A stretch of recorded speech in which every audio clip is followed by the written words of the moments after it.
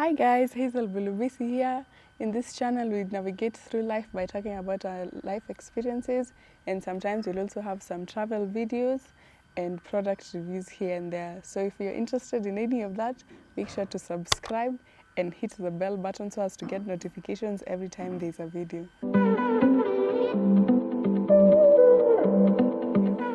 Now, today we're going to talk about the expectations versus the reality of living abroad.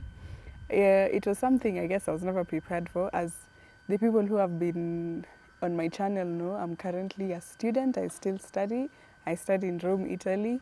And I remember the first time I left, I don't think I was really prepared. It happened so fast that, yeah, I just found myself in a foreign country, not knowing what to do, not knowing how to deal with things. And so I figured I'd make this video for people who are wondering what it is like to live abroad, and hopefully it'll answer some questions. First point was, no one prepares you for how lonely it gets, because I think the difference between here in Kenya and there is, you know, when you're here you have your family, you have your friends, you have your community, then you go to a foreign country where you do not know anyone, you do not. And the first few years, especially the first year, is usually the hardest because you don't know anyone, you've not yet made friends, you're still learning the way of life there. So it gets quite lonely, and people are not as friendly as here in Kenya. Because let's give the example, you know, always when Wazungus come to Kenya, I always feel like here Kenyans are very friendly towards them. But it's the total opposite when you go to their country. It's not as friendly. You can feel the difference. Like, people are not so receptive towards you. People stare at you, especially the staring. It took me so long to get used to all the staring. I do not understand why they're always staring so much, but yeah. There's a lot of staring. There's a lot of, that's when you actually realize you're black. That never crossed my mind before I left here. Like, my skin color was never an issue, but until I left the countries when I realized, oh, some people find it offensive. I don't know. I don't understand why. Or some people think because if you're black, it changes things, you know. So I think I was never prepared for all that. So it was a change, and no one prepares you. And I never thought I'd be homesick, but I was the most homesick because, yes, the loneliness from being, as I said, around the community, and then now you're just alone. No one to talk to, no one to interact with. Even if you're interacting with people, it's on a very official basis. It's not really on a personal level. So that took a while to get used to it. That took a lot of strength.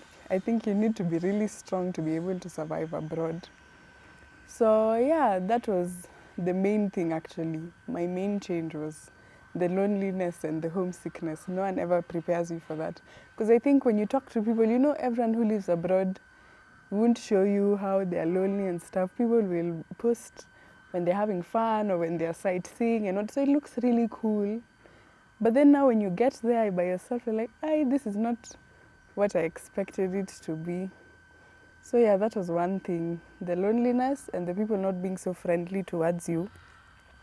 I mean, it takes a while, and also the staring.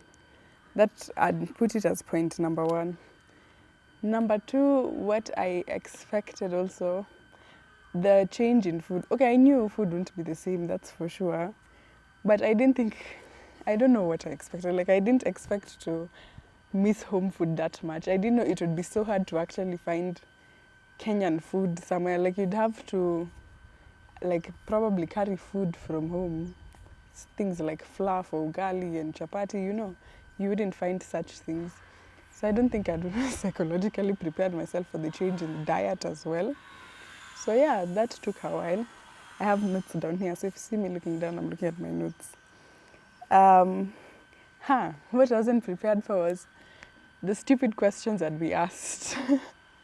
I mean, I grew up, as you said here, we know people know things about life, but you go outside and you realize people are very ignorant. People are very, especially towards Africans. Like, I don't get the point, but yeah.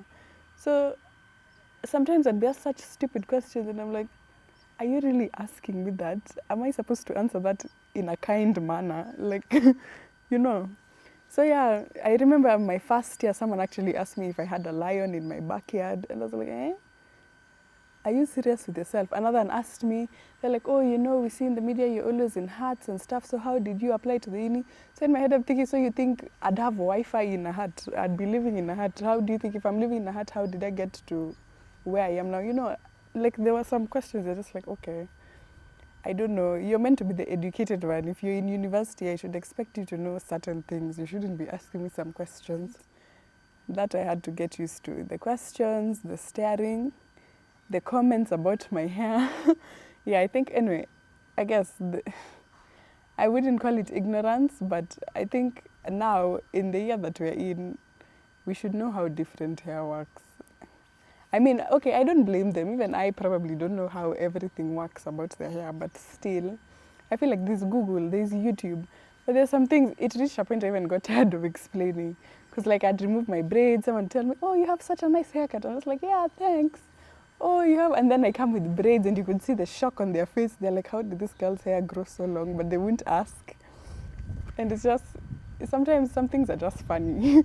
Yeah, so it was interesting. Another thing I didn't expect was the language. Here, I blame my ignorance for it. I was a bit ignorant towards it because, okay, yes, I was going to Italy, and I don't think I was so young and naive. I barely did any research to check where I'm going to, like, see what the culture is like. So by the time I was leaving Kenya, I assumed everyone speaks English. I don't know. I'm sure everyone was going to come for my neck for this, but to be honest, I think it was a mentality I had where I assumed every white person speaks English.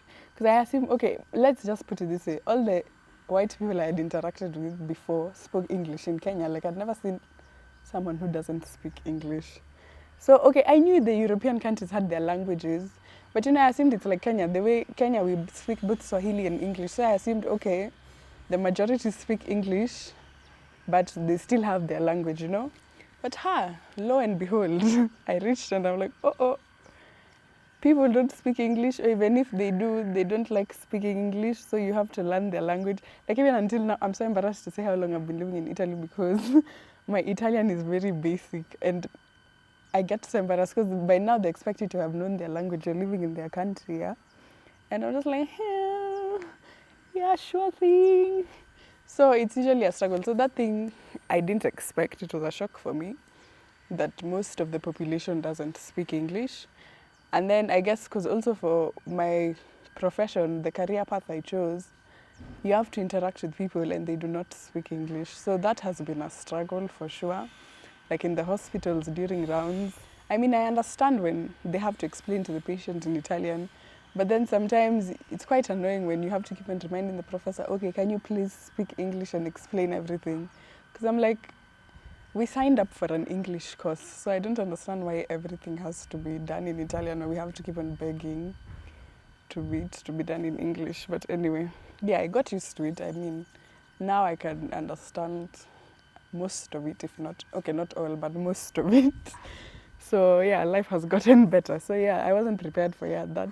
So I think if you are to want to go abroad, please make sure you do research. Don't be like me, don't be ignorant. Make sure you do research on which country you're going to. Make sure you do research on what language they speak, what is their culture, and just everything. Because I also found Italians very cultural, which I really like about them. And so they're very, what is the word? I guess, yeah, cultural. So they're very, like, they stick to what they know. So it's hard for them to just be acceptive. Is acceptive an English word? No. It's hard for them to accept the new things. Yeah, like I remember our first year as international students, most of us struggled. But I think now as they've been more exposed to more internationals, it's a bit better. So yes, that was another thing, the language. I was not prepared for it. Then the other point was the change in public transport. Wow, I was so fascinated. I know it sounds stupid, but I really like that. When other European students are complaining, Italian public transport is so bad, in my head I'm thinking, where I'm coming from, this is heaven. Because comparing matatus and the havoc and the hecticness of it all, then coming to somewhere where the bus is there on time, okay, sometimes in Italy it's not on time, but still it's on time most of the time. And you just get on the bus and it's like it's so like it's okay. I was like, wow, this is such nice public transport. And the metro, I really love the metro because I'm like, you can go from one place to another, such a long distance in such a short time. I was like, this is so reliable. Why don't we have this in our countries? So that was nice. The only thing now that took me long to get used to it, you know, in Kenya where you can just stop the matatu anywhere. You just like stop and it stops and picks you up. But now in Italy, you have to stop at the bus stop. So that took me a while to get, because sometimes I get so pissed off. I'm like, I'm stopping this guy and they're not stopping for me. Why are they not stopping? Then I realize, they're not at the bus stop. So yeah, you know, I end up being the one looking stupid, but anyway. So yeah, that was a nice thing. That was a positive. I like the public transport. I can't complain. Then, what else? The supermarket. And how do I put it? Not even like just supermarket, petrol stations, all this, where you have to, I feel like this video has even changed. It's more of the differences. But yeah, it's what I didn't expect anyway. Yeah, so the supermarket where you have to pack your own things, that is very foreign to me. You know, because here in Kenya, you have someone who packs your stuff. So the first few weeks I'd struggle because I'm like, okay, I need to rush and pack everything before the next person comes. And yeah, and even carrying your own bags because there are no bags, or you have to buy bags. Okay, that came to Kenya as well when they banned plastic. But before, bags were free. Like, you don't have to worry about carrying a bag to the supermarket. And then you don't have to worry about packing for yourself stuff. Here, someone packs for you and even takes the trolley to the car for you. So that was a bit different for me to get used to it. And even in the petrol stations, I realized you fuel for yourself, which is a bit different because here you're done for it. Like, there's someone to do it. So those tiny, tiny changes were quite interesting and took a while to get used to it. So yes, there's that. And then what else there is also, sorry and thank you. One thing I really like that I gained from the Italian culture is saying thank you. Because, okay, yes, I used to say it before, but I realized in Italy people say thank you after everything. After everything, you say thank you after every tiny thing. So I think it became such a habit that, to the extent that when I came home, you know, I'm giving the makanga money, he gives me change. I'm like, thank you. He opens, like, you know, when you get to the stage, he opens for you to alight. I'm like, thank you. You can even see they're shocked because they're like, because people here don't, okay, we say thank you, yes, but it's not as much as the Italians do. And then now the other thing that I found different is Africans say sorry a lot, I think, or Kenyans, I don't know, or maybe it's just me. So would be, I guess maybe let's say my friend something drops. I'm like, oh, sorry. She's like, no, it's not your fault. Why are you saying sorry? And I'm like, oops, I'm not meant to say sorry. And then, you know, it's just the habitual, you're used to saying sorry all the time. But for them, they see sorry as you only say it when, I guess you're the one at fault. But for us, we say sorry over everything. Something drops, sorry. You fall, sorry. What? Sorry. So yeah, that took me a while to also get used to it. It was funny. Because every time I'd say sorry, everyone is like, why are you saying sorry? You're not wrong. And I'm like, oh, okay. Then I'm like, oh, okay, sorry. Then I realize I'm saying sorry again, then it's all awkward. But yeah. So that was, yeah, it's something I got used to. Still until now, I think I still say sorry anyway. So I don't think it'll ever change. And then I guess to wrap it up, I can't really think of any other thing.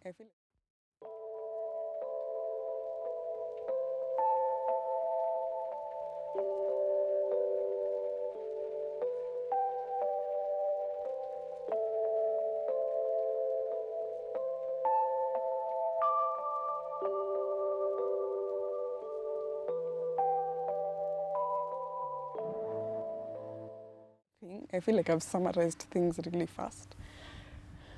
What I was not prepared for was not even not prepared for. It's more of I was fascinated by it rather, was the looks, like how people look. Because it's the total opposite of what I look like, you know. First of all, I never even used to think, as I said before, I never used to think of what I looked like until I went abroad.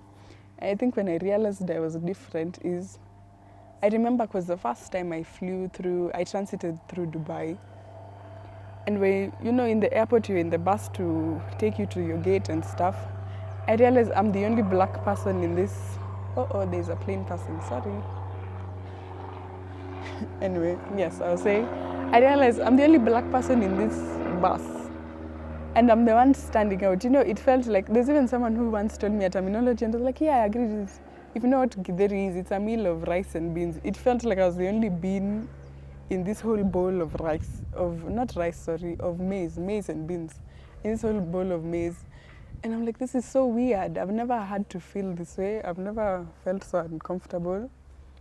Then I reach uni and I'm like, I can't see anyone that looks like me. It's very rare. Or even if I saw it was like one person. And yeah, it was a whole change. So that took me a while to get used to it. I don't know what I expected. I didn't think I'd be like, I had expected to see more black people. So when I reached, I'm like, hey, there are not as many as I thought.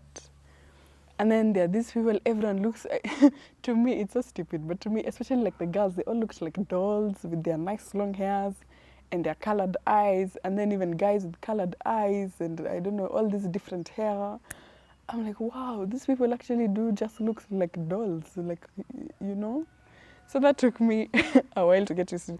Especially, I remember like the first 2 weeks, I was really obsessed with colored eyes. I don't know why.